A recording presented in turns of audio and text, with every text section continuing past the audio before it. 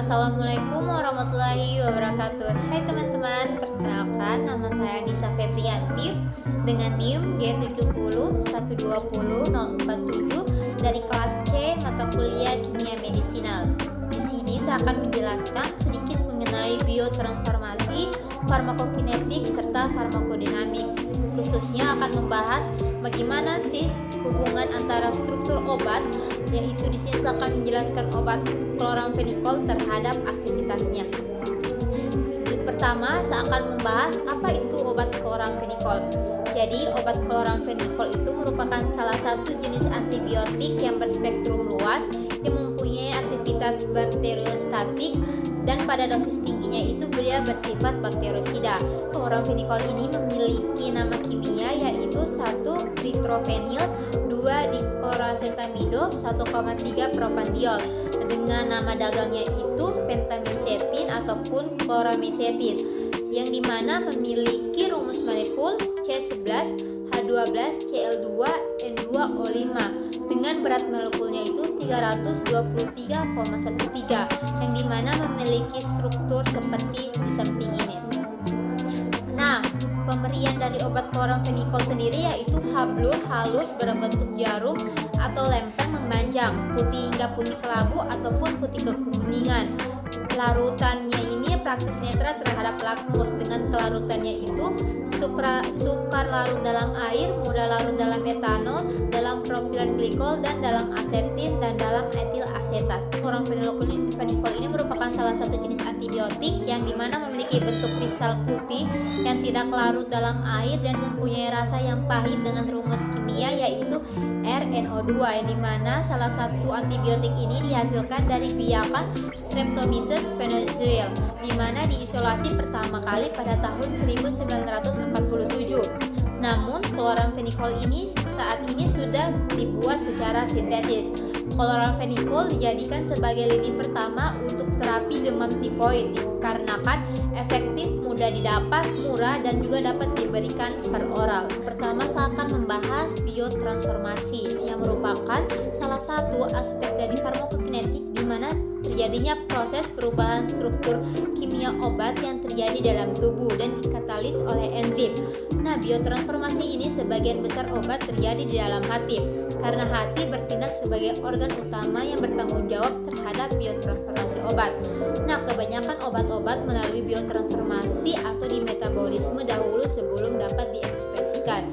Pada proses ini, molekul obat diubah menjadi tidak aktif dan bersifat lebih polar sehingga nanti lebih mudah untuk diekspresikan. Selanjutnya, saya akan membahas bagaimana sih hubungan struktur kloramfenikol seperti ini dengan aktivitas senyawa obatnya.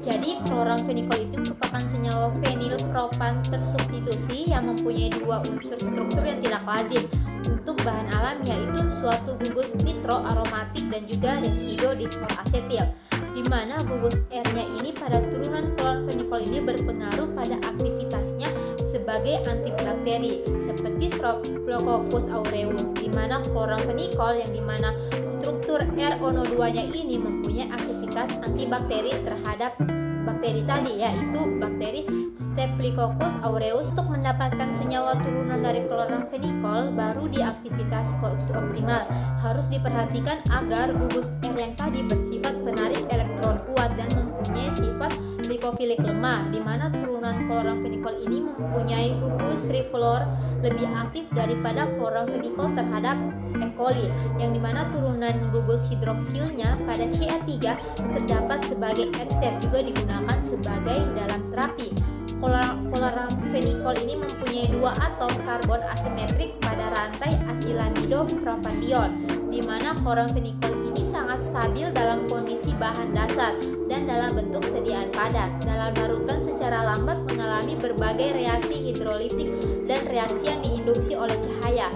Laju reaksi tersebut tergantung pada pH, panas, dan juga cahaya. Reaksi hidrolitik pada kloramfenikol ini termasuk dalam hidrolisis umum terkatalis, di mana asam basanya itu terjadi pada amida, di mana memberikan 1B-nitrofenil, 2-aminopropan, 1,3 diol dan asam dikloroasetat, dan juga hidrolisis dalam suasana alkalis, yaitu di mana pH-nya itu 7, di atas 7 gugus alfa kloro membentuk turunan alfa di mana alfa dihidroksi yang cocok.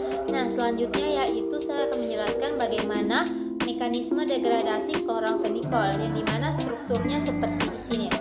Nah, di mana kloramfenikol ini sebagai salah satu antibiotik yang secara kimiawi diketahui paling efektif dalam segala hal pemakaian. Kloramfenikol ini memiliki stabilitas yang sangat baik pada suhu kamar dan juga kisaran pH sekitar 2-7, di mana stabilitas maksimumnya dicapai pada pH 6 dan juga pada suhu kamar 25 derajat Celcius, dan juga pada pH 6 memiliki waktu paruh hampir dengan 3 tahun.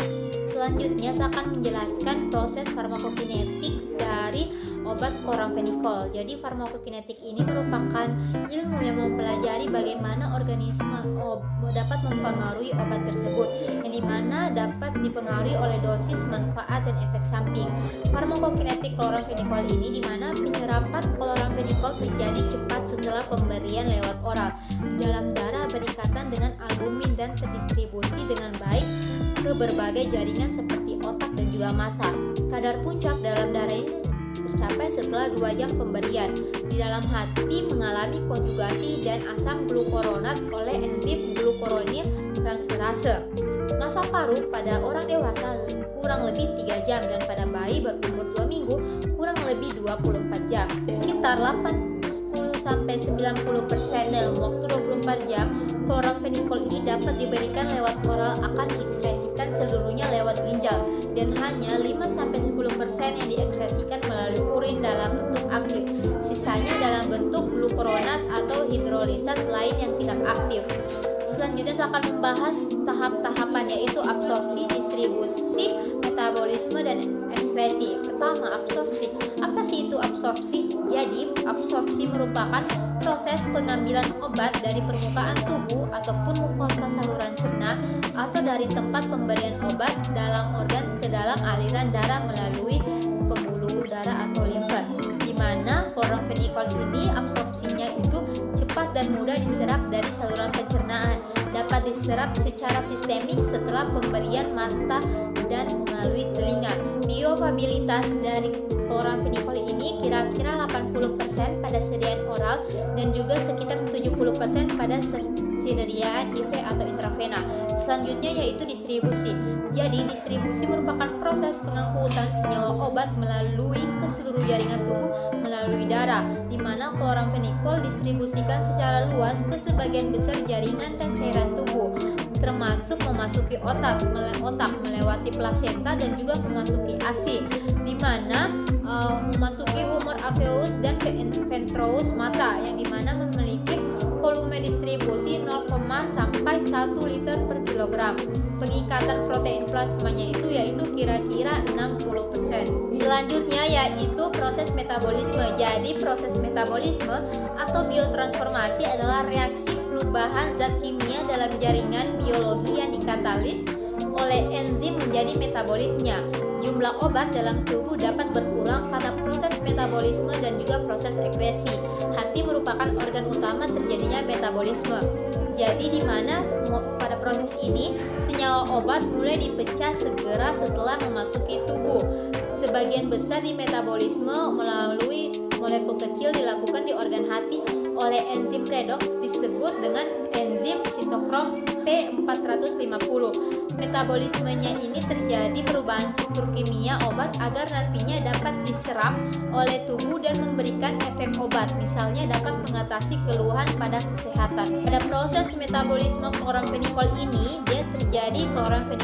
terjadinya dihidrolisis menjadi kloramfenikol pada saluran pencernaan sebagai kloramfenikol suksinase, di mana dihidrolisis di hati, ginjal, dan paru-paru menjadi kloramfenikol yang lebih aktif.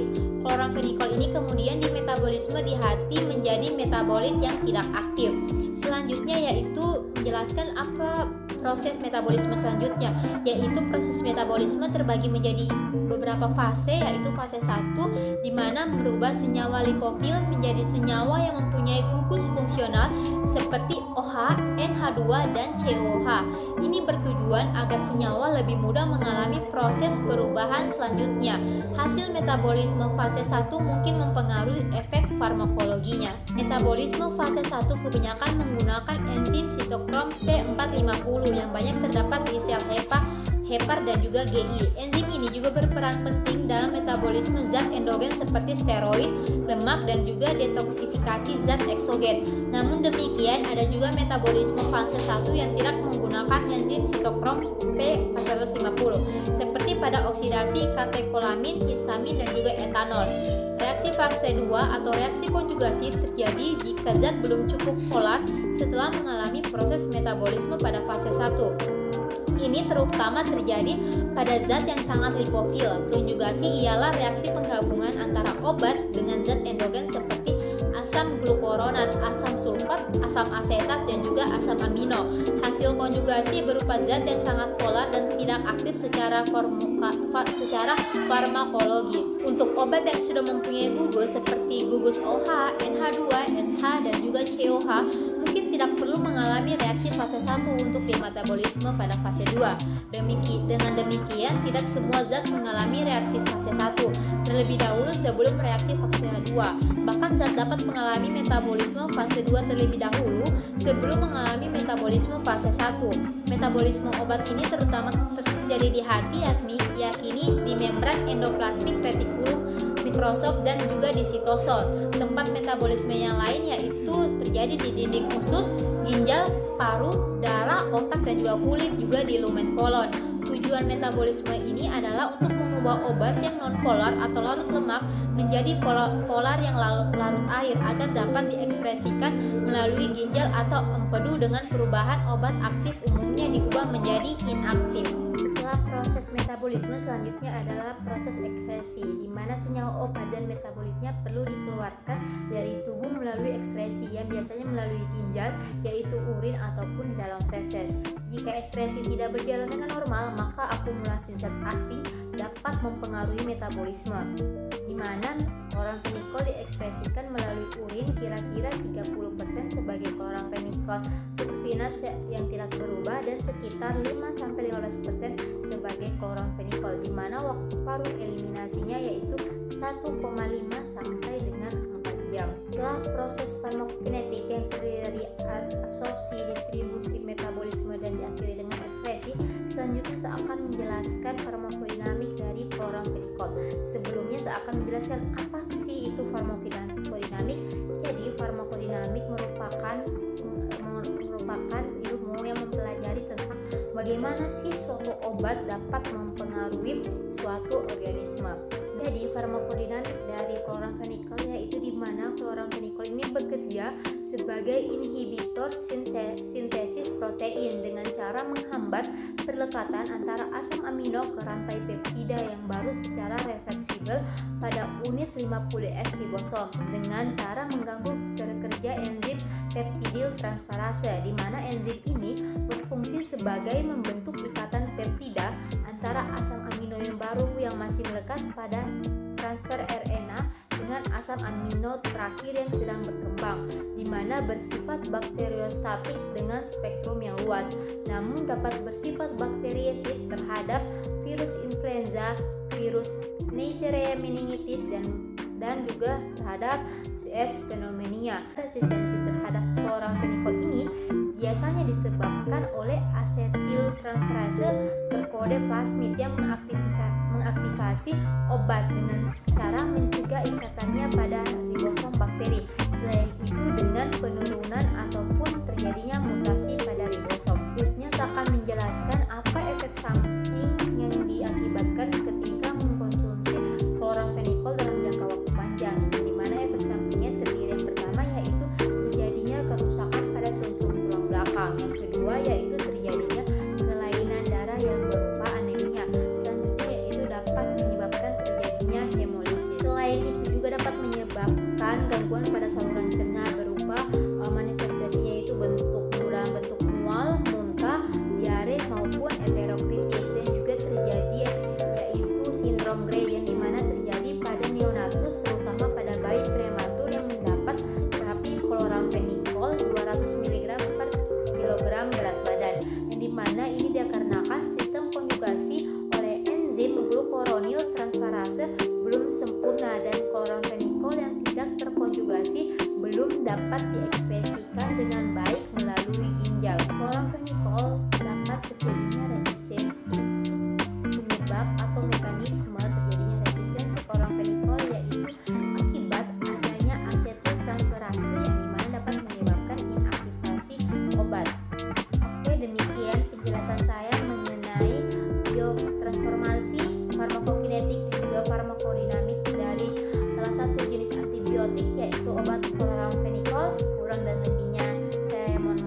Wassalam.